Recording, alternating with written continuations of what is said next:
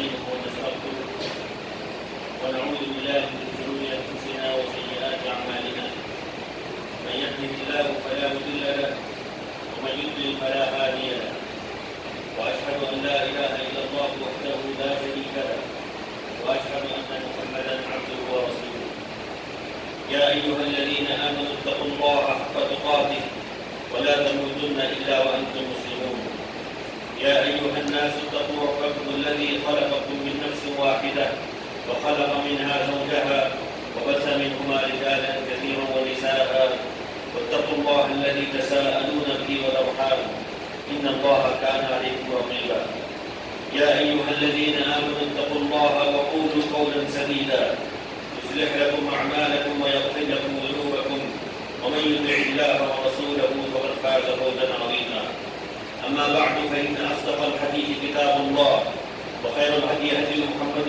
صلى الله عليه وسلم وشر الأمور محدثاتها وكل محدثة بدعة وكل بدعة ضلالة وكل ضلالة في النار.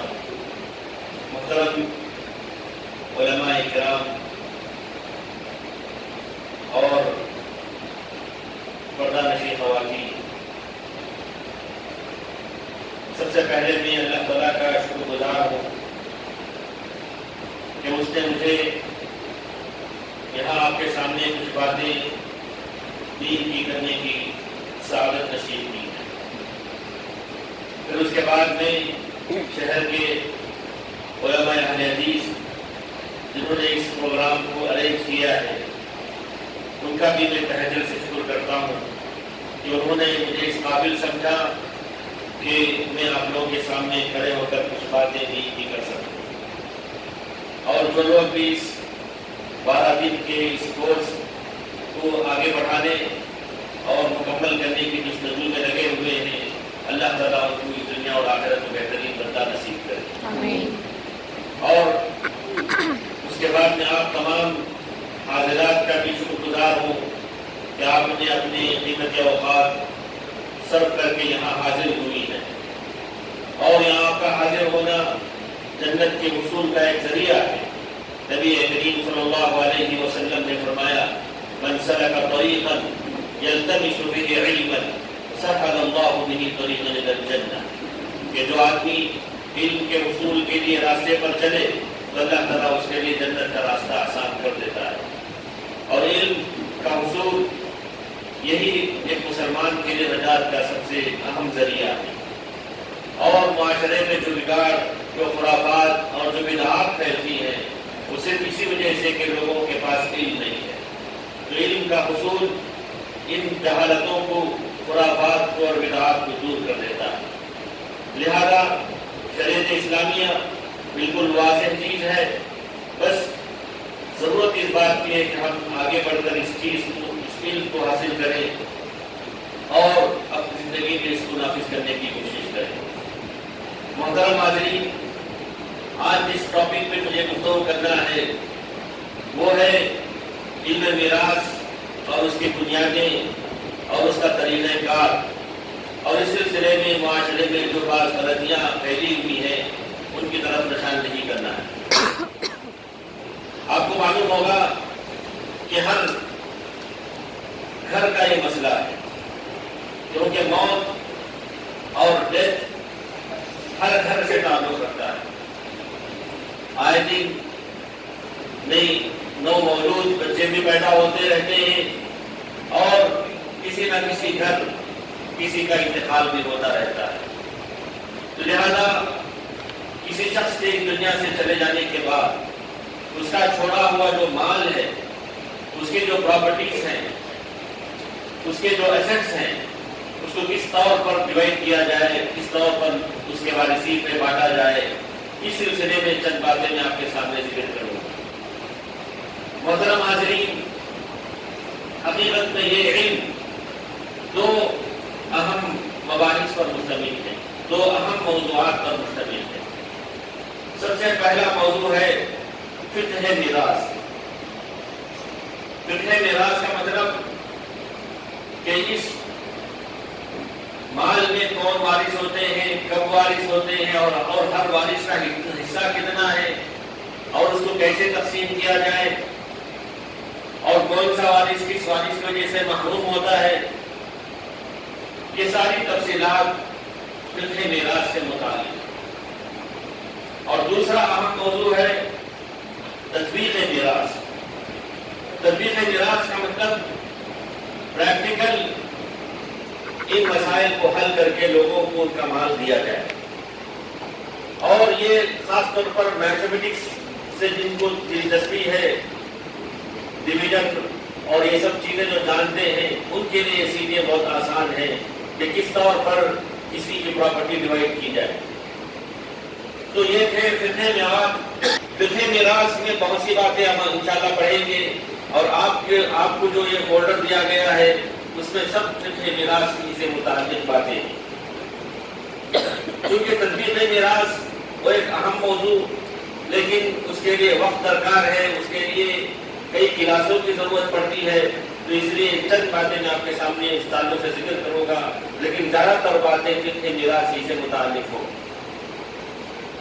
محترم حاضرین، اللہ کے نبی صلی اللہ علیہ وسلم نے فرمایا یتبع المیت ثلاثۃ اہلہ وعملہ ومالہ، کہ جب کسی شخص کا انتقال ہو جاتا ہے تو اس کے جنازے کے پیچھے پیچھے تین چیزیں جاتی ہیں، ایک اس کے گھر والے، دوسرا اس کا عمل، اور تیسرا وہ جو چیز چھوڑ جاتا ہے اس کا اپنا مال۔ پھر فرمایا اپنے فیرجع اثنان ویبقى واحد، دو چیزیں لوٹ جاتی ہیں اور ایک چیز باقی رہ جاتی ہے۔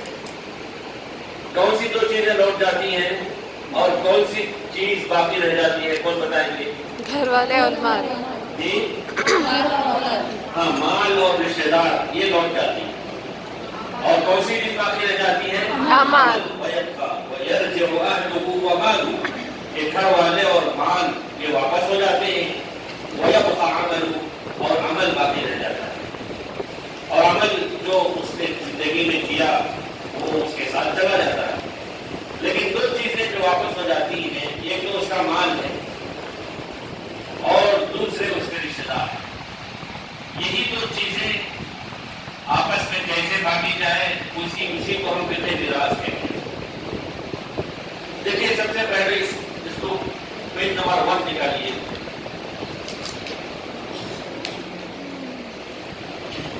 سب سے پہلے حدیث یہاں ذکر کی گئی ہے عبداللہ بن عباس رضی اللہ عنہما سے، رسول اللہ صلی اللہ علیہ وسلم نے فرمایا الحق الفرائض باہلها فما بقي فهو لاولى رجل ذكر،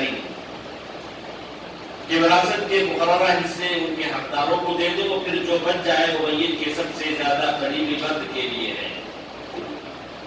تو یہ حدیث اس بات کی دلیل ہے کہ ایک شخص کے وفات کے بعد اس کے جو وارثین ہیں جن کا حصہ متعین ہے ان کو آپ اصحاب فرائض کہتے ہیں، جن کی ڈیٹیل میں ابھی بتاؤں گا، تو ان کو سب سے پہلے دیا جاتا ہے۔ اس میں بھی کسی کا حصہ 1/2 رہتا ہے، کسی کا نصف رہتا ہے، کسی کا ثلث رہتا ہے، کسی کا 2/3 رہتا ہے، کسی کا 1/4 رہتا ہے، اور جو بچ جاتا ہے اس وارثین کو دیا جاتا ہے جن کا کوئی حصہ متعین نہیں ہے، جن کو ہم عصبہ کہتے ہیں۔ وہ تفصیل انشاءاللہ ہم آپ کو آگے بتائیں گے۔ اس کے بعد دوسری حدیث دیکھیے، نبی کریم صلی اللہ علیہ وسلم نے فرمایا ان اللہ اعطى كل ذي حق حقه فلا وصیۃ لوارث، کہ اللہ تعالیٰ نے ہر حق والے کو اس کا حق دے دیا ہے، چنانچہ کسی وارث کے حق میں وصیت کی اسے نہیں ہے۔ یہ تفصیل میں آگے ہم بتائیں گے۔ اللہ تعالیٰ نے ہر وارث کا حق، یعنی ایک شخص کے انتقال پر کون کون وارث ہوتے ہیں، جیسے کہ مرد کا انتقال ہوا، ان کی بیوی ہوتی ہے، ان کے اولاد ہوتے ہیں، بیٹے بیٹیاں اور ان کے ماں باپ ہوتے ہیں، یہ تو کبھی محروم نہیں ہوتے، کبھی ان کے بھائی بہنیں ہوتے ہیں، تو یہ ان کے وارثین ہوتے ہیں۔ تو اللہ تعالیٰ نے ہر ایک کا حق بتا دیا ہے۔ آپ سورہ نساء پڑھتے ہوں گے، سورہ نساء میں دوسرا رکوع ہے، اللہ نے فرمایا یوصیکم اللہ فی اولادکم، اللہ تعالیٰ کبھی تمہارے اولاد کے تعلق سے کبھی تاکید کرتا ہے۔ تو اللہ تعالیٰ نے سب سے پہلے اولاد کے حصوں کا تذکرہ کیا، پھر اس کے بعد والدین کے حصوں کا تذکرہ کیا، وَلِأَبَوَيْهِ لِكُلِّ وَاحِدٍ مِنْهُمَا السُّدُسُ، پھر اس کے بعد آیات میں شوہر اور بیوی کے حصوں کا تذکرہ کیا، وَلَكُمْ نِصْفُ مَا تَرَكَ أَزْوَاجُكُمْ، پھر اس کے بعد معاشری بھائی بہنوں کے حصوں کا تذکرہ کیا، وہ ان کا نعوذ بالجورۃ کلال۔ پھر سورہ نساء کی آخری آیت میں لیجیے، اللہ نے فرمایا یستفتونک قل اللہ یفتیکم فی الکلالہ، کہ کلالہ ایسے لوگ کہتے ہیں جن کے نہ ماں باپ ہو، جن کے نہ کوئی اولاد ہو، تو ایسے شخص کے انتقال پر ان کے جو بھائی بہنیں ہوتے ہیں، سگے بھائی بہنیں ہوں یا باپ شریک بھائی بہن ہوں، وہ وارث ہوتے ہیں۔ تو ان تمام کا حصہ اللہ تعالیٰ نے ذکر کر دیا۔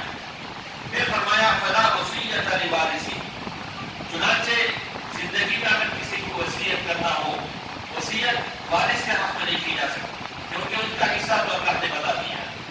تو یہ دو حدیثیں ہم نے پڑھی۔ اس کے بعد دیکھیے نمبر 1 تعریف، اس علم کی تعریف کیا ہے، علم میراث کی تعریف کیا ہے۔ فقہ اسلامی اور ریاضی کے اصول جاننا جن کے ذریعے ترکے میں ہر وارث کا حصہ معلوم کیا جائے۔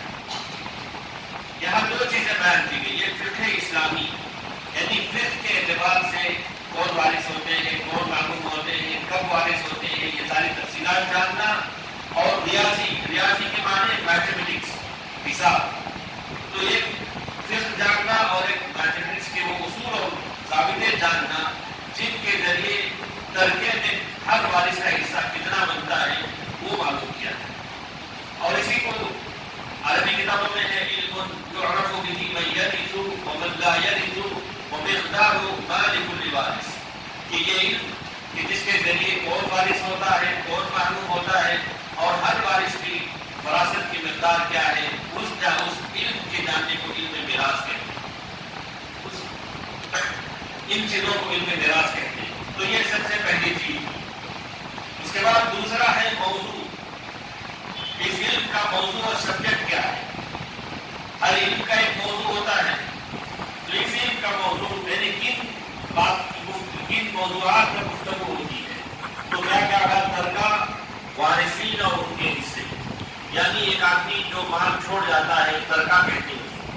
اب وہ کیا کیا چیزیں چھوڑ جاتا ہے، کہ اس کا اپنا کاروبار ہوگا، اس کی اپنی گاڑیاں ہوگی، اس کا اپنا بنگلہ گھر ہوگا، اس کا اپنا روپیہ اور کیش ہوگا، خواتین ہوں تو ان کے اپنے کپڑے ہوں گے، ان کے اپنے زیورات ہوں گے، ان کے اپنے گھر ہوں گے، یہ سب چیزیں ترکے میں شمار ہوتی ہیں، اسی مسئلے میں گفتگو ہوتی ہے۔ پھر وارثی، اس مال چھوڑے ہوئے مال کے کون کون حقدار ہیں یہ بتانا ہوتا ہے، اور ان کے حصے۔ پھر اس مال میں ہر وارث کا حصہ کتنا بنتا ہے، انہی باتوں پر گفتگو ہوتی ہے علم میراث میں۔ سبجیکٹ کسی کو کہتے ہیں۔ اب نحو ہے، یہاں کی طالبات جو ہے نحو پڑھتے ہیں، نحو کا سبجیکٹ کیا ہے، اور بتائیں گے نحو کا سبجیکٹ کیا ہے؟ عربی گرامر۔ جی عربی گرامر۔ عربی گرامر، اس کا سبجیکٹ کیا ہے؟ اس کا سبجیکٹ ہے اعراب و اواخر الکلمات، یعنی ہر کلمے کا آخری حرف کا اعراب، کب زبر کیا جائے، کب پیش، تو اس کو کہتے ہیں موضوع۔ صرف بھی پڑھتے ہو کہ صرف پڑھتے ہیں نا، اس کا سبجیکٹ کیا ہے؟ بنیت الکلمہ، یعنی کوئی کلمہ کیسے بنا، قالا اصل میں قولا تھا، یہ نہ جانتے ہیں۔ اب میڈیکل سائنس ہے، سائنس پر کوئی ڈاکٹر بنتا ہے تو اس کا موضوع سبجیکٹ کیا ہوتا ہے؟ انسانی جسم۔ میڈیکل سائنس کا جو سبجیکٹ ہوتا ہے وہ انسانی جسم، اسی میں وہ ریسرچ کرتے ہیں، اسی میں وہ معلوم کرتے ہیں بیماریاں کب پیدا ہوتی ہیں، کیوں پیدا ہوتی ہیں۔ تو ہر علم کا ایک سبجیکٹ ہوتا ہے۔ تو علم میراث کا جو سبجیکٹ ہے 3 چیزیں ہیں، ترکہ، وارثی اور ان کے حصے۔ اس کے بعد تیسرا کیا لکھا ہے، وہ غرض و غایت، اس علم کو حاصل کرنے کا مقصد کیا ہے۔ اس علم کو حاصل کرنے کا مقصد حقداروں کو ان کا حق دیا جائے، حقداروں کو ان کا حق دیا جائے، یعنی ایک شخص جو وفات کے بعد اس کے بیوی بچے اور ماں باپ کو، تو ان لوگوں کو اس مرے ہوئے شخص کے مال میں سے ہر ایک کو ان کا حصہ دیا جائے۔ اسی چیز کو، اسی مقصد کے لیے ہم اس علم کو حاصل کرتے ہیں کہ کیسے ان کو بانٹا جائے۔ اس علم کی اہمیت، علم میراث کی اہمیت دیکھیے، قرآن مجید میں اللہ تعالیٰ نے خاص طور پر اس سلسلے میں آیتیں اتاری اور ساری ڈیٹیل اللہ نے بیان کر دی۔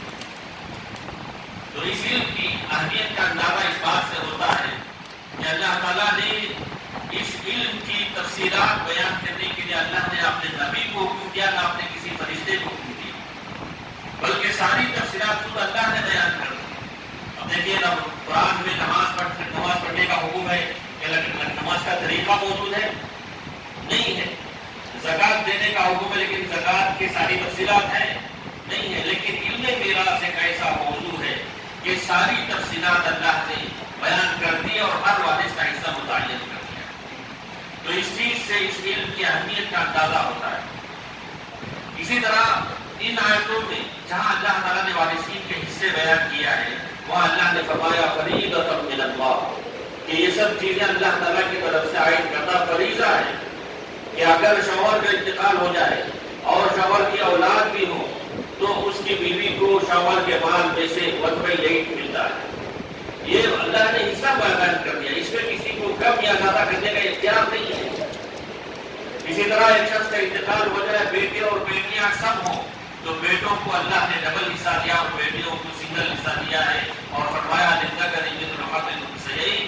یہ اختیار کسی، یہ آپشنل نہیں ہے کہ ہم چاہیں تو دیں چاہیں تو نہ دیں، ویسا نہیں ہے۔ فریضۃ من اللہ، یہ اللہ تعالیٰ کی طرف سے عائد کردہ فریضہ ہے۔ وصیۃ من اللہ، اللہ تعالیٰ کی طرف سے یہ تاکیدی حکم ہے۔ اور آگے فرمایا تلک حدود اللہ، کہ یہ سب اللہ تعالیٰ کی حدیں ہیں کہ اگر بیوی کا انتقال ہو جائے اور اس کی اولاد بھی ہو تو بیوی کے مال میں سے شوہر کو 1/4 ملتا ہے، ربع ملتا ہے، اور اگر اولاد نہ ہو تو 1/2 ملتا ہے۔ تو یہ کوئی آپشنل نہیں ہے، یہ کوئی اختیاری نہیں ہے، یہ لازمی اور اللہ تعالیٰ کی طرف سے عائد کردہ فریضہ ہے، اور یہ اللہ تعالیٰ کی حدیں ہیں۔ تلک حدود اللہ، اللہ نے فرمایا، اور اللہ نے آگے فرمایا وَمَن يُطِعِ اللَّهَ وَرَسُولَهُ يُدْخِلْهُ جَنَّاتٍ تَجْرِی مِن تَحْتِهَا الْأَنْهَارُ خَالِدِینَ فِیہَا، جو ان حدود کی پابندی کرتے ہیں اللہ تعالیٰ نے ان کو یہ جنت کی خوشخبری دی ہے، اور جو ان حدود سے حد سے تجاوز کر جاتے ہیں یا ان حدود پر عمل ہی نہیں کرتے، اللہ نے ان کے لیے جہنم کی وعید سنائی۔ اور احادیث میں بھی نبی کریم صلی اللہ علیہ وسلم نے اس علم کو حاصل کرنے کی تاکید فرمائی، گرچہ ان احادیث میں کچھ کلام کی ہے۔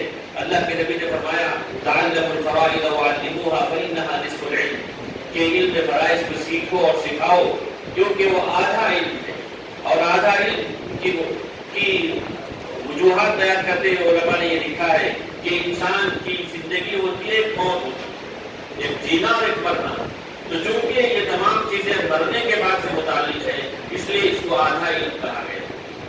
اور آگے فرمایا وَهُوَ أَوَّلُ شَيْءٍ يُنزَعُ مِنْ أُمَّتِي، یہ سب سے پہلی چیز ہوگی جو میری امت سے چھین لی جائے گی، اور لوگ اس علم کو بتانے والے اور وارثین کے حق بتانے والے کوئی نہیں ہوں گے، یہاں تک کہ لوگ اس میں بڑی مشکل پیدا ہو۔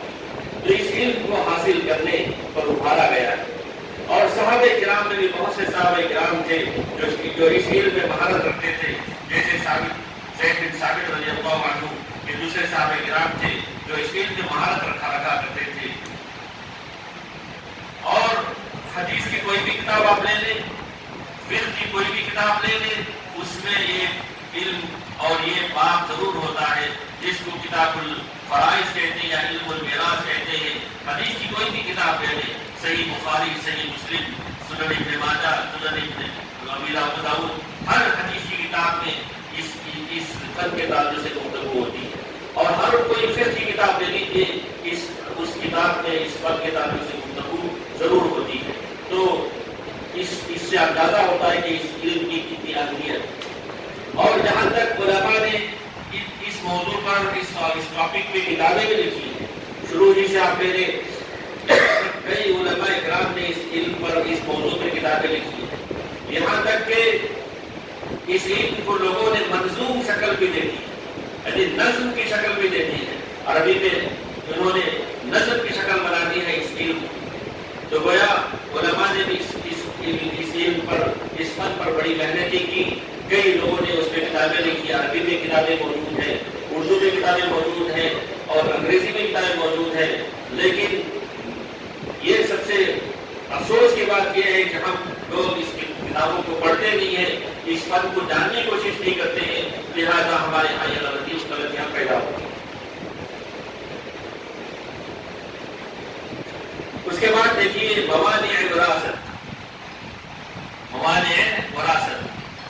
کہ کبھی ایسا ہوتا ہے کہ ایک شخص انتقال ہو جائے اور اس سے کوئی وارثین کو ترکہ ہی نہ ملے. یہ کب ہوتا ہے؟ جیسے وارث کا اپنے مورث کو قتل کر دینا. جیسے نعوذ باللہ بیٹے نے باپ کو قتل کر دیا تو بیٹے کو باپ کے وراثت سے کچھ بھی نہیں ملے گا. اللہ کے نبی صلی اللہ علیہ وسلم نے فرمایا لا یرث القاتل شیئا، کہ قاتل کسی چیز کا وارث نہیں ہوتا، یہ موانع وراثت میں سے ہے. اسی طرح وارث اور مورث میں سے کسی کا غیر مسلم ہونا. اللہ کے نبی صلی اللہ علیہ وسلم نے فرمایا لا یرث المسلم الکافر ولا الکافر المسلم، کہ نہ مسلمان کافر کا وارث ہوتا ہے نہ کافر مسلمان کا وارث ہوتا ہے. یہ صحیح بخاری اور صحیح مسلم کی حدیث ہے. اور تیسری چیز تو وارث کا غلام یا لونڈی ہونا ہے. اس کے بعد دیکھیے ترکہ کے متعلق 4 امور. نمبر کون سا ہے؟ نمبر یہ دیکھ رہے ہیں نمبر 6 چھٹواں ہے. ترکہ کے متعلق 4 امور ہیں کہ اگر کسی شخص کا انتقال ہو جائے تو اس کے چھوڑے ہوئے مال میں سے بالترتیب 4 حقوق متعلق ہو جاتے ہیں. 4 حقوق متعلق ہو جاتے ہیں.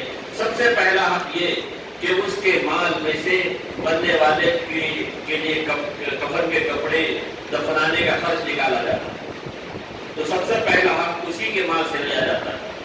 یعنی ایک شخص انتقال کر جائے تو اس کے لیے کفن کے کپڑے ہوتے ہیں، قبر کھودنے کے، اور جو بغیر کسی اسراف اور بخیلی کے اس پہ جو خرچ کیا جاتا ہے وہ سب سے پہلا حق اسی کے مال سے ہوتا ہے.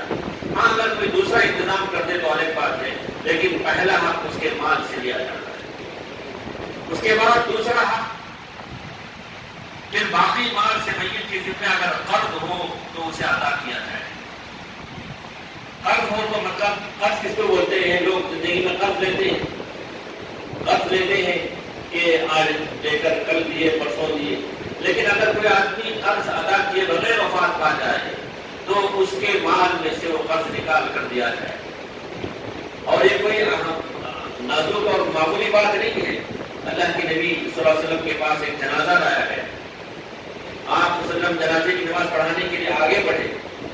پھر پوچھا آپ نے کیا اس پر کوئی قرض ہے؟ تو لوگوں نے کہا کہ 2 دینار کا قرض ہے، صرف 2 دینار. تو اللہ کے نبی صلی اللہ علیہ وسلم نے فرمایا کہ صلوا علی صاحبکم، میں نماز جنازہ نہیں پڑھاؤں گا، تم خود پڑھ لو. تو صحابہ کرام پریشان ہو گئے. تو ایک صحابی اٹھے اور کہا کہ اللہ کے رسول صلی اللہ علیہ وسلم میں ادا کر دوں. تو اللہ کے رسول نے کنفرمیشن دے دیا کہ تم اپنے مال سے ادا کرو گے. تو وہ صحابی ابو قتادہ رضی اللہ عنہ کہنے لگے کہ میں ادا کر دوں. اس کے بعد نبی کریم صلی اللہ علیہ وسلم آگے بڑھے اور نماز جنازہ پڑھایا. اس کے بعد جب بھی ابو قتادہ رضی اللہ عنہ ملتے ان سے پوچھتے تھے کیا ہوا وہ 2 دیناروں کا، کیونکہ ابھی ادا نہیں کیے تھے.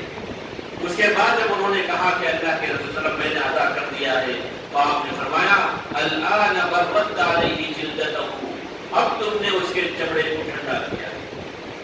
تو معلوم یہ ہوا کہ جب تک اس کا قرض ادا نہیں ہوا وہ مشکل میں تھا. اسی لیے اللہ کے نبی صلی اللہ علیہ وسلم نے فرمایا نفس المؤمن معلقۃ بدینہ حتی یقضى عنہ، کہ مومن کی جان اس کے قرض کی وجہ سے اٹکی ہوئی ہوتی ہے آسمان و زمین کے بیچ، یہاں تک کہ اس کی طرف سے ادا کر دیا جائے. تو قرض کا معاملہ بڑا گمبھیر ہے، لوگوں کو اس تعلق سے سوچنا چاہیے. لیکن آج کل معاشرے میں ایسا ہے کہ لوگ بآسانی قرض لیتے ہیں، لیکن جب ادا کرنے کی بات آتی ہے تو لوگ بگڑ بھی جاتے ہیں. تو اس لیے خاص طور پر مرد ہو یا خواتین ہو اس تعلق سے ان کو سوچنا چاہیے. کیونکہ ایک آدمی اللہ کے رسول نے فرمایا من مات وعلیہ دینار او درہم، جو آدمی وفات پا جائے اور اس پر 1 درہم یا 1 دینار کا بھی قرض ہو، خذ من حسناتہ، اس سے اس کی نیکی لے لی جائے گی. لیس ثم دینار ولا درہم، وہاں روپے پیسے درہم و دینار نہیں ہوں گے، نیکیاں اٹھا کر لے لی جائیں گی. یہ صحابی آئے اور انہوں نے پوچھا رأیت ان قتلت فی سبیل اللہ اتکفر عنی خطایا، اے اللہ کے رسول صلی اللہ علیہ وسلم اگر میں جہاد میں شہید ہو جاؤں کیا میرے سارے گناہ بخش دیے جائیں گے؟ تو آپ صلی اللہ علیہ وسلم نے فرمایا کہ نعم، سارے گناہ بخش دیے جائیں گے. پھر فرمایا ان قتلت فی سبیل اللہ وانت صابر محتسب مقبل غیر مدبر، اگر تم جہاد میں شہید ہو جاؤ اور تم پیٹھ نہ دکھاؤ، آگے بڑھتے بڑھتے شہید ہو جاؤ تو تمہارے سارے گناہ بخش دیے جائیں. ثم قال رسول اللہ صلی اللہ علیہ وسلم کیف قلت، پھر اللہ کے رسول نے اس سے پوچھا کہ دوبارہ تم اپنا سوال دہراؤ، تم نے کیا کہا تھا؟ تو اس نے سوال دہرایا کہ اگر میں شہید ہو جاؤں تو کیا سارے گناہ پکڑ کے جائیں گے؟ تو اللہ کے نبی نے فرمایا الا الدین، قرض چھوڑ کر سارے گناہ پکڑ کے جائیں گے۔ وَإِنَّ جِبْرِيلَ قَالَ لِي ذَلِكَ، کیونکہ ابھی جبریل علیہ السلام میرے پاس آئے، انہوں نے مجھے یہ بتایا کہ شہید کو بھی قرض معاف نہیں۔ تو صحیح مسلم کی یہ روایت ہے، تو لہذا قرض لینے والوں کو کیا کرنا چاہیے؟ قرض لینے والے کو لکھ کر رکھ لینا چاہیے کہ میں نے فلاں شخص سے فلاں روپے اتنے دنوں کے لیے لیا، اور کسی کو بتا دینا بھی چاہیے، کیونکہ اس سے پہلے اگر وفات ہو جائے اور لوگوں کو خبر تک نہ ہو تو یہ مشکل کا معاملہ ہے۔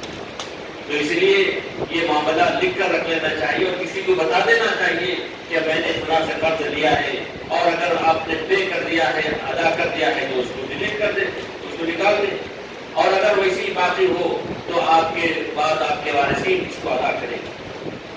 لیکن وارثین پہ بھروسہ نہیں کرنا چاہیے، بیٹا ہو کہ بیٹیاں، شوہر ہو کہ بیوی، کہ یہ ادا کر دیں گے، یہ کبھی نہیں ہونا چاہیے، بلکہ خود انسان کو اس کی فکر کرنی چاہیے کہ ہم کسی سے 1000 2000 بھی لیتے ہوں، لاکھ 2 لاکھ بھی لیتے ہوں، اس کو جتنا جلد ہو سکے اس کو پے کرنے کی کوشش کریں، نہ ہو تو کسی کو بتا کر جائیں، بتا دیں کہ ہم نے فلاں سے اتنا قرض لیا ہے، تاکہ وہ اس کا انتظام کر سکے۔ تو دوسرا جو حق ہے یہ ہے کہ مرنے والے کے مال میں سے اس کا قرض نکالا جائے۔ اس کے بعد تیسرا دیکھیے، تیسرا قرض کی ادائیگی کے بعد اگر میت نے وصیت یعنی ول کی ہو تو باقی مال سے وصیت پوری کی جائے گی، بشرطے کہ وہ وصیت 1/3 مال یا اس سے کم میں کی گئی ہو اور وہ کسی غیر وارث کے حق میں ہو۔ تیسرا حق یہ ہے کہ اگر مرنے والے نے وصیت یا ول لکھ رکھا، وصیت کس کو کہتے ہیں؟ یہ ہوتا ہے ہبہ جس کو ہم گفٹ کہتے ہیں۔ کوئی انسان زندگی میں صحت کی حالت میں کسی کو بھی دے سکتا ہے، اپنے کسی رشتے دار کو، اپنے کسی پہچان والے کو دے سکتا ہے، لیکن جہاں اولاد کا معاملہ ہے تو وہاں سب کو برابر دینے کا حکم۔ اللہ کے نبی نے فرمایا کہ اعدلوا بین اولادکم، کہ اپنے اولاد کے درمیان تم انصاف کرو۔ یہ معاملہ اس وقت جس کو ہم گفٹ کہتے ہیں، ضروریات ہے وہ زندگی وہ الگ ہے، ضروریات زندگی وہ الگ ہے۔ جیسے چھوٹا بچہ ہے تو وہ سائیکل پوچھے گا، اور اگر کوئی بڑا لڑکا ہے تو وہ 2 ویلر پوچھے گا، موٹر سائیکل پوچھے گا، تو دونوں میں فرق ہے، وہ ضروریات ہے۔ لیکن جہاں ہم گفٹ دیتے ہیں، اور یہ گفٹ جو ہے ہمارے یہاں رمضان کی عید کے موقع پر بھی ہم دیتے ہیں، یہاں بھی ہے ویسے دیتے ہیں گفٹ، رمضان میں پیسے دیتے ہیں، جی، تو اس میں بھی جو ہے برابری کرنا چاہیے، اتنا بیٹوں کو جتنا دیتے ہیں اتنا ہی بیٹیوں کو بھی دینا چاہیے۔ اللہ کے نبی صلی اللہ علیہ وسلم نے نعمان بن بشیر رضی اللہ عنہ کی حدیث میں ان سے یہ پوچھا کہ کیا تم کو یہ پسند نہیں ہے کہ ساری اولاد تمہارے ساتھ ایک ساتھ اچھا سلوک کرے، تمہارے ساتھ بہتر سلوک کرے؟ کہا کہ کیوں نہیں، جب تم ایسا کرنا چاہتے ہو تو تم بھی ان کے ساتھ برابر کا سلوک کرو، اور کسی کو زیادہ اور کسی کو کم دینے سے آپس میں شرک اور دشمنیاں پیدا ہوتی ہیں۔ کبھی ایسا ہوتا ہے کہ باپ صرف بیٹیوں کو دیتا رہتا ہے اور بیٹوں کو محروم کر دیتا ہے، اور شادی ہونے کے بعد بھی معاملہ کبھی زیادہ بھی ہو جاتا ہے۔ تو لہذا معاملہ اگر ویسے ہی ہے تو دوسروں کو فیور میں لے کر دے دے تو کوئی حرج کی بات نہیں۔ تو یہ تو گفٹ کی بات ہوئی، ہبہ کہتے ہیں اس کو۔ اور دوسری چیز ہے وصیت۔ وصیت کا مطلب یہ ہے کہ انسان زندگی میں لکھ کر چلا جاتا ہے کہ میرے مرنے کے بعد میری پراپرٹی کا کچھ حصہ فلاں کو دیا جائے۔ تو اس کو جو ہے اگر کوئی انسان ایسا کرنا چاہتا ہے تو حدیث میں یہ ہے کہ 2 رات بھی نہ گزرے وہ اپنی وصیت اپنے تکیے کے نیچے لکھ کر رکھ دے، وصیت لکھ کر رکھ دے باقاعدہ کہ میرے مرنے کے بعد میری پراپرٹی کا کچھ حصہ، کتنا حصہ، وہ زیادہ سے زیادہ 1/3 تک وہ کسی کو وصیت میں لکھ دے سکتا ہے۔ لیکن یہاں 2 چیزیں اہم۔ سب سے پہلی چیز یہ کہ 1/3 سے زیادہ نہیں لکھ سکتا، 7 دن ابی وقاص رضی اللہ عنہ جب بیمار ہوئے مکے میں تو اس وقت ان کی ایک ہی بیٹی تھی، تو اللہ کے نبی صلی اللہ علیہ وسلم ان کی عیادت کے لیے گئے تو انہوں نے کہا کہ اللہ کے رسول صلی اللہ علیہ وسلم مجھے صرف ایک ہی بیٹی ہے، میں چاہتا ہوں کہ سارا ہی میں صدقہ کر دوں، یعنی وصیت میں نہیں دینا چاہتا ہوں۔ تو اللہ کے نبی نے کہا کہ ایسا نہیں کر سکتے۔ پھر انہوں نے کہا 2/3 کرنا چاہتا ہوں، 2/3، کہا کہ اتنا بھی نہیں کر سکتے۔ پھر کہا کہ ہاف، آدھا مال میں وصیت کر دینا چاہتا ہوں، کہا کہ اتنا بھی نہیں۔ پھر کہا کہ 1/3 یعنی 1/3، تو کہا کہ ہاں اتنا تو کر سکتے ہیں، لیکن الثلث والثلث کثیر، یہ بھی بہت ہے۔ اسی لیے عبداللہ بن عباس رضی اللہ عنہ فرماتے ہیں کہ اگر کوئی آدمی وصیت کرنا چاہے تو 1/3 سے ذرا کم ہی کر لے، کیونکہ اللہ کے نبی نے فرمایا کہ الثلث والثلث کثیر، تو وصیت کر دے۔ چند میں ایک ماہ پہلے سرسی جانے کا موقع ہوا تھا، تو وہاں ایک بہت بڑے ایک کسان تھے، تاجر انسان تھے، ان کی 100 ایکڑ زمینیں تھیں، تو انہوں نے اپنی وفات سے 3 سال پہلے باقاعدہ انہوں نے اپنی پوری زمینیں معلوم کر کے لکھ دیا وصیت میں کہ فلاں زمینیں فلاں کو دیا جانا چاہیے۔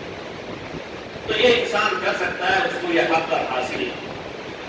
اب ہمارے ہاں لوگوں کو یہ سب چیزیں معلوم ہی نہیں۔ ابھی 2-3 دن پہلے ایک شخص کا فون آیا تھا کہ ان کے والد، ان کی والدہ کا انتقال، والدہ کا مطلب وہ دوسری ماں تھی ان کی، یعنی ان کی حقیقی ماں کا انتقال ہو کے 20 سال ہو گئے تھے، تو ان کے والد نے دوسری شادی کر دیا اور وہ بیوہ عورت تھی اور ان کی کوئی اولاد نہیں تھی، اور 20 سال تک انہیں اولاد ہے، ان کو دیکھا بھی۔ اب ان کا انتقال ہو گیا ہے، انہوں نے اپنا ایک گھر چھوڑا ہے۔ میں پوچھا کہ کون ہیں آپ موجود؟ پھر وقت ان کی نہ والدین ہیں نہ ان کے بیٹے بیٹیاں ہیں، اب جو ہیں وہ تو پہلے شوہر کے ہیں، ان کا تو کوئی حصہ نہیں ہے۔ تو کہا کہ ان کے 4 بھائی اور 1 بہن ہے، تو یہ جو گھر جائے گا انہیں 4 بھائی اور 1 بہن کو جائے گا۔ یہ جو 20 سال تک ان کی اولاد دیکھ رہی تھی، ان کو کچھ نہیں ہے، کیوں؟ انہوں نے زندگی میں کچھ نہیں لکھ کر رکھا، کیونکہ یہ ان کے حقیقی اولاد نہیں ہے نا، وہ ان کے حق میں لکھ سکتے تھے، لیکن لوگوں کو معلوم نہیں ہے کہ وصیت کرنے کا بھی حکم ہے، یا اگر کرنا چاہے تو انسان کر سکتا ہے اپنی ذاتی پراپرٹی میں، لوگ جانتے ہی نہیں۔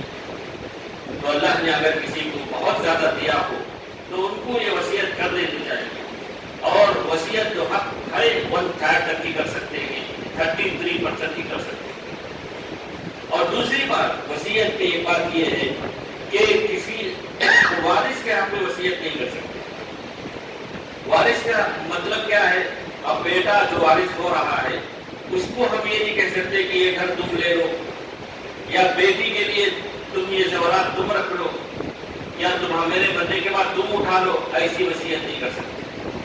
ہم نے حدیث جو شروع میں پڑھی، ان اللہ اعطى كل ذي حق حقه فلا وصیۃ لوارث، اللہ نے حق ہر ایک کا حق دے دیا ہے، کسی وارث کے حق میں وصیت کرنا درست نہیں ہے۔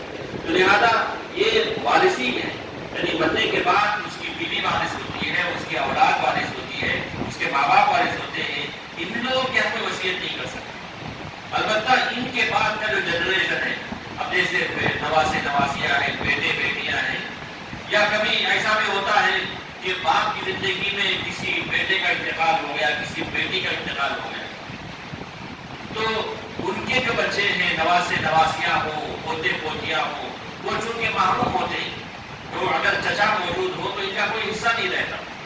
ایسے معذور، ایسے مجبور لوگوں کے حق میں وصیت کرنا چاہیے۔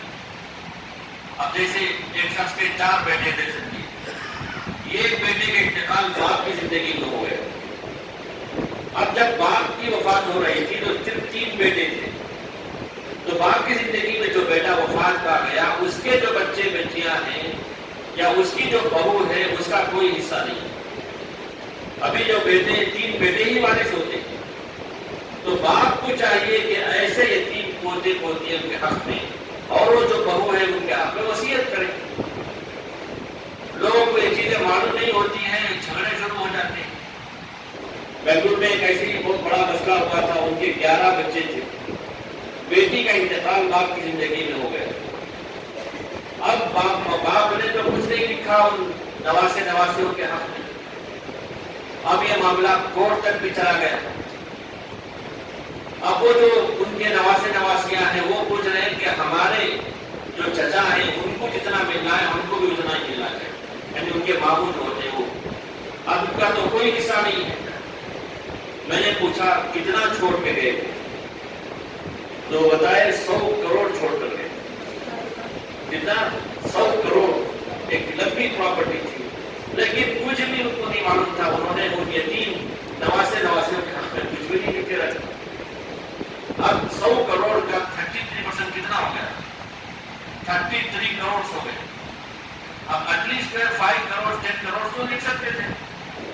جبکہ دوسرے وارثین کو تقریباً 11 کروڑ آ رہے تھے. میل فیمیل کو 6 کروڑ سے 11 یا 12 کروڑ آ رہے تھے. تو ان محروم نواسیوں کے حق میں اگر لکھ دیتے تو یہ معاملہ کورٹ تک جاتا بھی نہیں اور اس معاملے کی اس پراپرٹی کے سلوشن نکالنے میں کوئی لمبا وقت بھی نہیں نکلتا. تو لوگوں کو چونکہ معرفت نہیں ہے, لوگ چونکہ جانتے نہیں ہیں کہ یہ سلوشن شریعت میں موجود ہے, تو اس لیے معاملے کو ایسے نیگلیکٹ کر دیتے اور چھوڑ دیتے. ہمارے 4 سالے تھے. 1 سالے کا انتقال ان کے ہمارے سسر کی زندگی میں ہو گیا.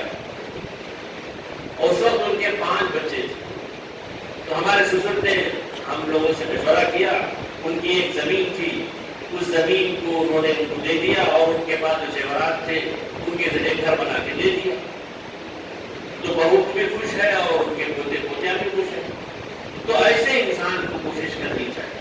لیکن ہمارے ہاں ایسے لوگ جانتے نہیں. زندگی وفات کے بعد لوگ جھگڑنے شروع کر دیتے ہیں اور یہ لوگ اپنا حصہ مانگنے لگتے ہیں جبکہ ان کا کوئی حصہ نہیں ہوتا ہے. تو خیر بتانے کا مقصد یہ کہ وصیت میں 2 چیزیں اہم ہیں.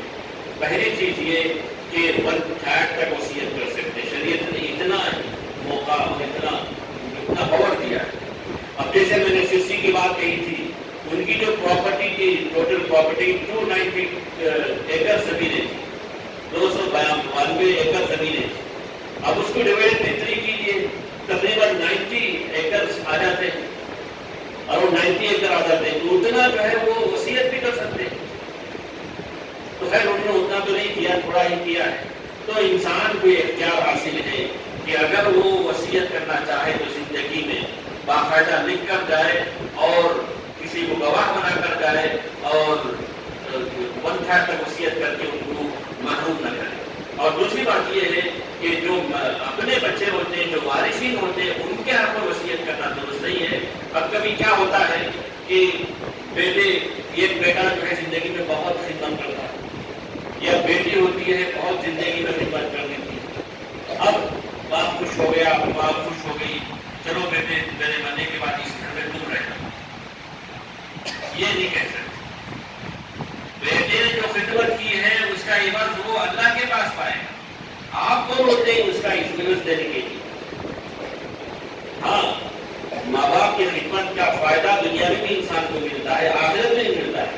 رضا رب فی رضا الوالدین وسخطہ فی سخطہما, کہ ماں باپ خوش ہے تو اللہ بھی خوش, ماں باپ ناراض ہے تو اللہ بھی ناراض. تو خدمت کا عوض یا اس کا صلہ آپ نہیں دے سکتے, وہ تو اللہ دینے والا ہے.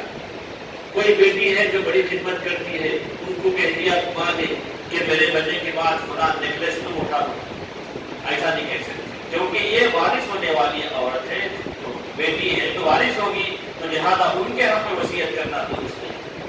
اب اس کا اپوزٹ بھی نہیں ہو سکتا ہے کہ ایک بیٹا ایسا ہے جو نافرمان ہے, وہ کبھی دیکھنے تک نہیں آیا, یا بیٹی ایک ایسی ہے جو کبھی دیکھنے تک نہیں ہے, پوچھتی بھی نہیں ہے کیسے ہے کیا ہے.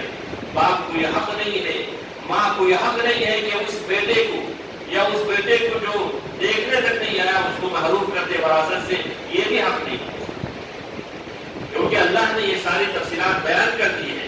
اللہ نے فرمایا یوصیکم اللہ فی اولادکم, تمہاری اولاد کے تعلق سے, اولاد چاہے نیک ہو یا نافرمان ہو, چاہے بڑے ہوں یا چھوٹے ہوں, چاہے صحت مند ہو یا غریب ہو, چاہے آپ سے غریب ہو یا دور ہو, سب برابر کے وارث ہوتے ہیں.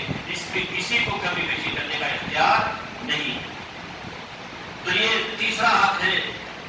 اور قرآن مجید آپ پڑھیں گے سورہ نساء میں اللہ تعالیٰ نے سب سے پہلے اولاد کے حصوں کا تذکرہ کیا، اس کے بعد ماں باپ کے حصوں کا تذکرہ کیا، اس کے بعد اللہ نے فرمایا من بعد وصیۃ یوصی بہا او دین، کہ اولاد کا حصہ اس وقت بنتا ہے، والدین کا حصہ اس وقت بنتا ہے جب وصیت پوری کر دی جائے اور قرض ادا کر دیا جائے۔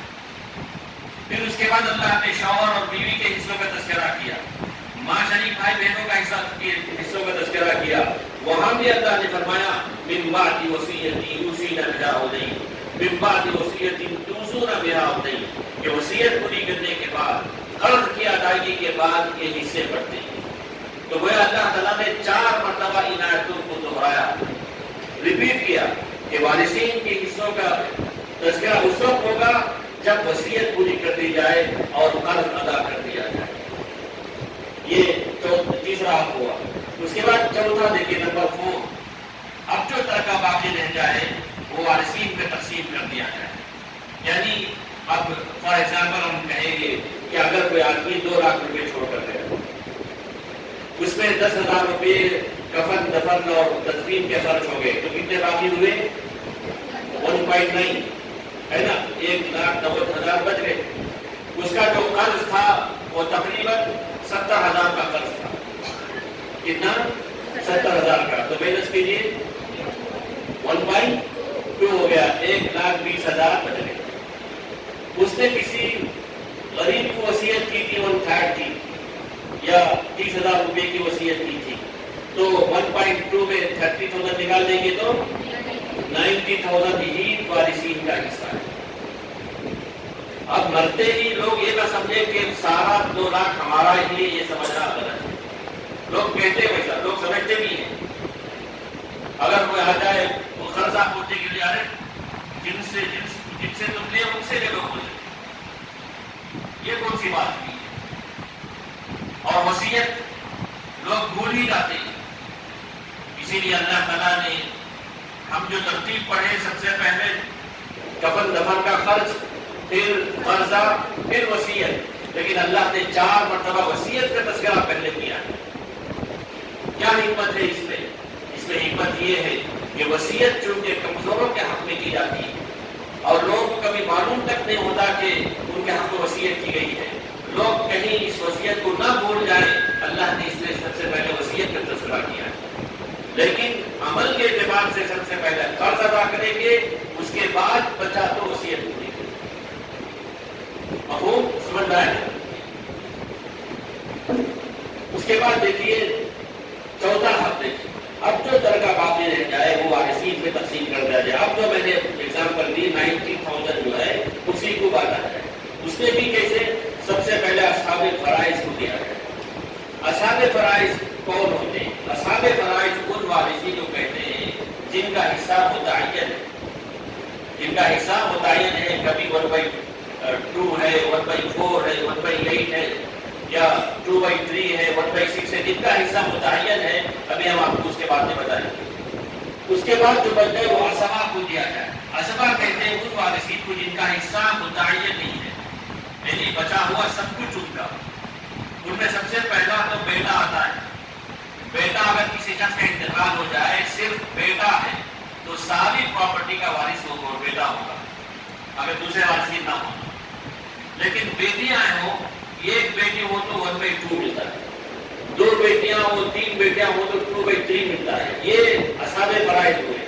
بیٹے اگر ہوں صرف تو وہ عصبہ ہوتے ہیں، اور بیٹے بیٹیاں دونوں بھی ہوں، بیٹے اور بیٹیاں دونوں بھی ہو، کسی شخص کا انتقال ہوا، بیٹا بھی ہے اور بیٹی بھی ہے، تو ایسی صورت میں 1:2 کے حساب سے بیٹوں کو ڈبل ملتا ہے اور بیٹیوں کو سنگل ملتا ہے۔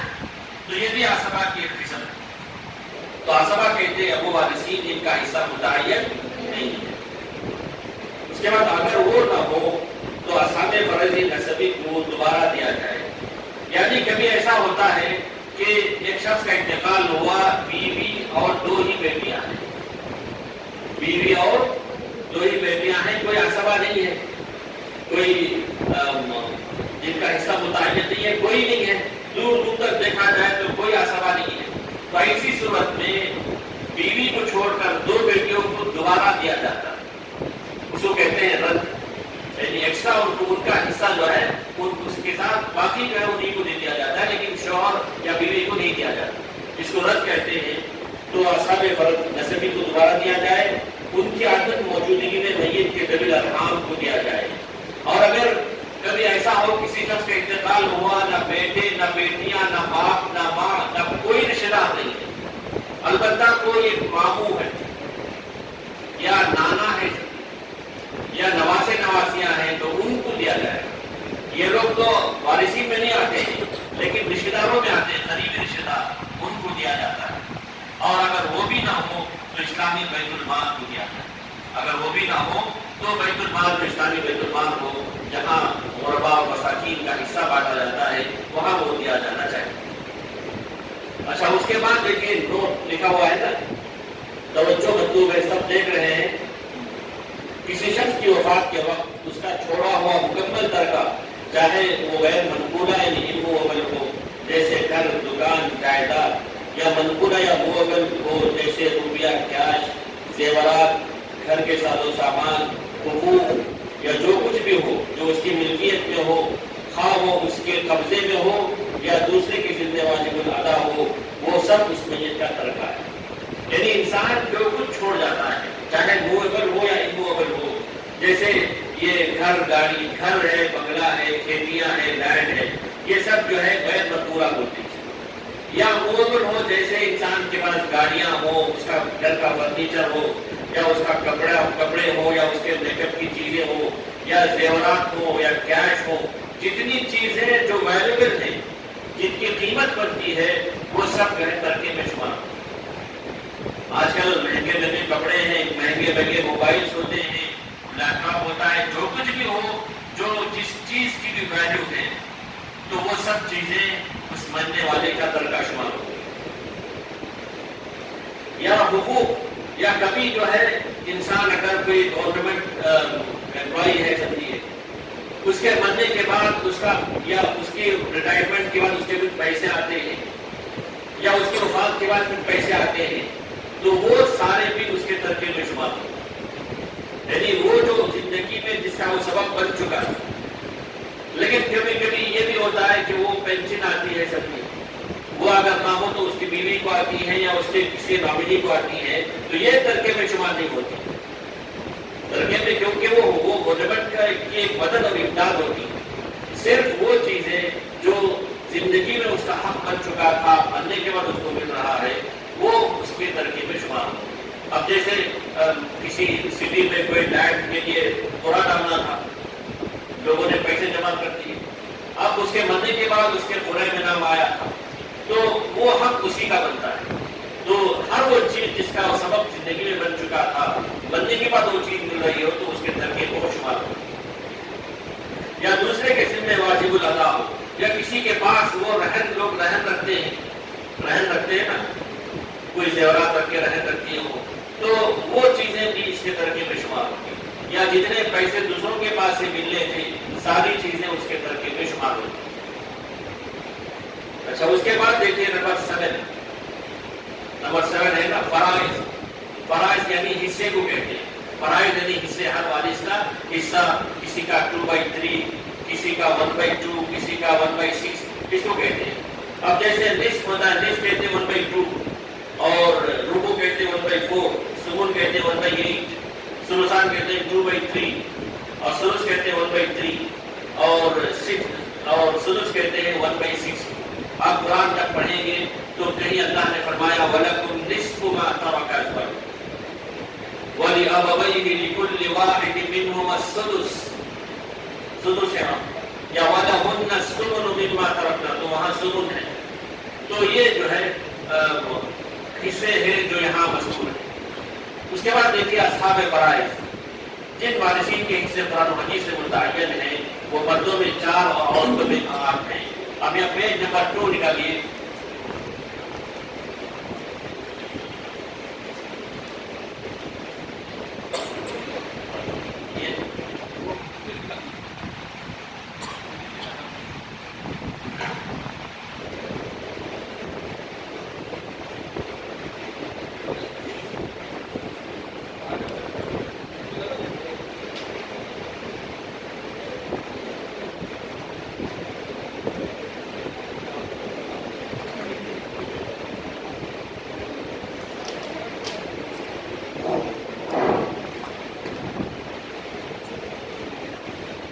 کے تابع فرائض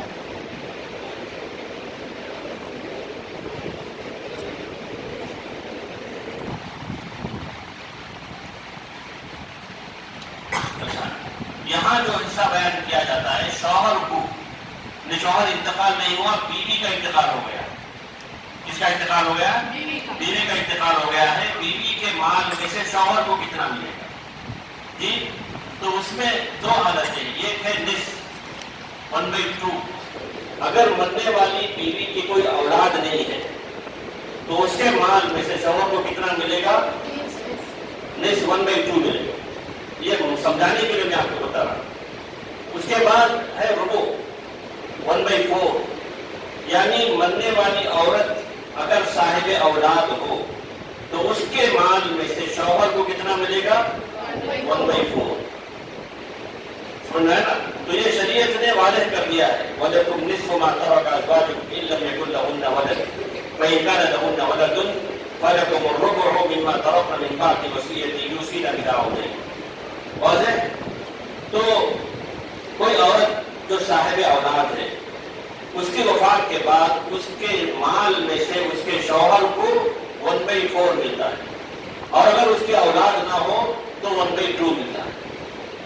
تو اسی طرح بیوی کے حالات دیکھیے. بیوی مطلب شوہر کا انتقال ہو جائے، اس کی بیوی کو شوہر کے مال میں سے کتنا ملے گا؟ کتنا ملے گا؟ اس کی بھی دو حالتیں ہیں. ایک ہے ربع 1/4، یعنی شوہر کا انتقال ہو جائے